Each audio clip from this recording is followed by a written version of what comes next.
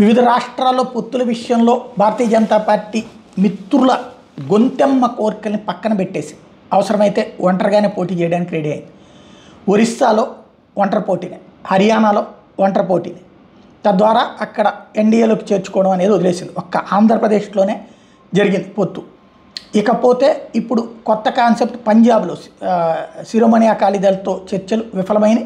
తాజాగా ఒంటరిగానే పోటీ చేస్తున్నట్టు తేలింది. పంజాబ్ సార్వత్రిక ఎన్నికల సమయంలో ఒంటరిగానే పోటీ చేయాలని బీజేపీ నిర్ణయించింది. దీంతో గత వారం రోజులుగా శిరోమణి అకాలీదళ్తో జరిపిన చర్చలు విఫలమైనవి. అకాలీదళ్ పార్టీ 2020 సెప్టెంబర్లో ఎన్డీఏ కూటమి నుంచి వైదొలిగింది. తాజాగా పంజాబ్లో 13 లోక్సభ స్థానాలకి మళ్లీ పొత్తుకు బీజేపీ అకాలీదళ్ ప్రయత్నించిన చర్చలు సఫలం కాలేదు. 13 స్థానాలకు కానీ కనీసం 6 స్థానాల్లో పోటీకి బీజేపీ సిద్ధపడితే అకాలీదళ్ ససేమిరాంది. దాంతో తమది ఒంటరి పోరేనంటూ పంజాబ్ బీజేపీ తేల్చి చెప్పింది. ఇదే సందర్భంలో బీజేపీలోకి కాంగ్రెస్కి సంబంధించినటువంటి రవనీత్ బిట్టు వచ్చి చేరడం అన్నటువంటిది కీలకమైనటువంటి అంశం.